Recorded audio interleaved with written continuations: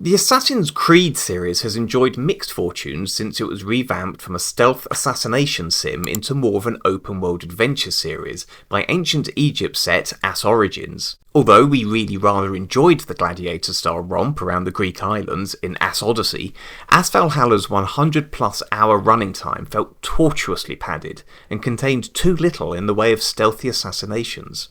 Ass Mirage was originally going to be a DLC for that latter title, but Ubisoft made their best decision in years by releasing it as a traditional, standalone AssCreed. The main setting is Baghdad around the 9th century. Despite being surrounded by desert, the majority of the game is set in the bustling city itself. Jam-packed with buildings, walls and palaces, all within jumping distance of each other, it's by some margin the best playground for an assassin to parkour and stealth around since AssSyndicate's London and the Ezio trilogy's Italy. The game features the plight of young street thief Basim, who, after a job goes south, finds himself recruited by the Hidden Ones. After some training missions that drag on for far too long, you find yourself dressed in the familiar white garb of the assassins, looking for a haystack to dive into from the top of an unfeasibly tall tower. It's at this point that the game itself mercifully properly begins. Story missions take the form of investigations, which are clearly an attempt to crowbar the illusion of choice into how you proceed. Although this is meant to convey a sense of carrying out activities that gradually uncover your next major target, the choices are so limited and inconsequential that a linear list of missions would have made more sense. The missions themselves, though, are mostly extremely good fun and are at their best when tasking you with infiltrating a well-guarded area and taking out a mark. The stealth is splendidly done, as you would expect, with a wealth of hidey holes and tall grass in which to conceal yourself.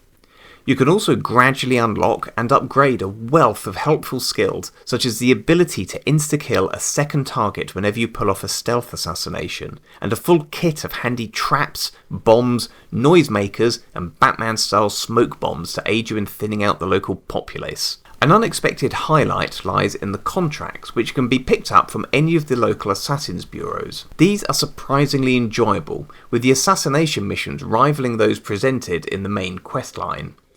Even the escort missions are so much better than you might expect, consisting of the escorted target stopping before a dangerous area so you can slip in and stealthily take out any potential troublemakers. Graphically, the game world looks beautiful. Baghdad has clearly been rendered here with love and care, easily outmatching the previous proper installments in visual terms.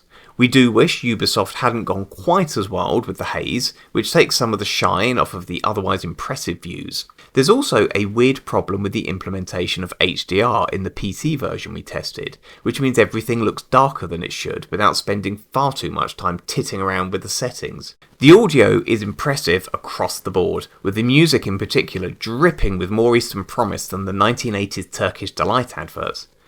The voice cast is also competent, with Basim's voice actor delivering his lines with a pleasing and endearing warmth. The real standout lies in Basim's mentor, Roshan, being voiced by the superlative Shohreh Aghdashloo, aka the sweary president of the UN from The Expanse, who sounds like she gargles gravel in her spare time. Basim's voice actor is also currently playing Dr. Robotnik's assistant in the Sonic the Hedgehog live-action films, something for the trivia fans amongst you there. In terms of flaws, aside from Basim occasionally deciding to fling himself off of the top of buildings, or dance around in front of enemies instead of what you were intending him to do, the biggest disappointment lies in how long it takes to get past the introductory missions.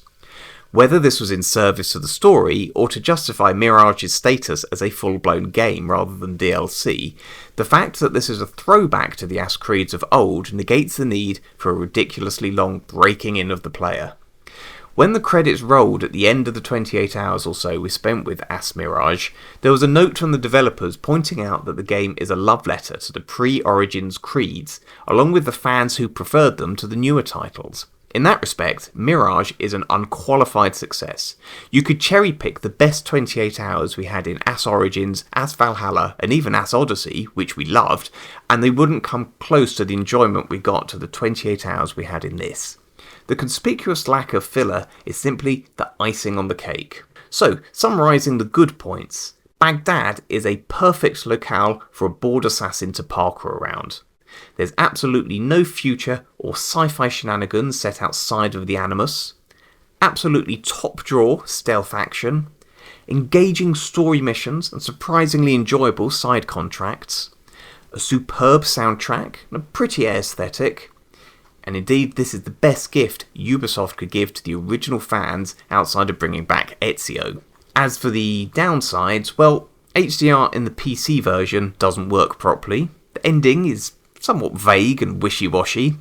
Basim will sometimes unintentionally fling himself off of rooftops or perform a dance in front of enemies, and it's not as humorous as the previous titles. We're giving the game 89%, which on our review scale is very good.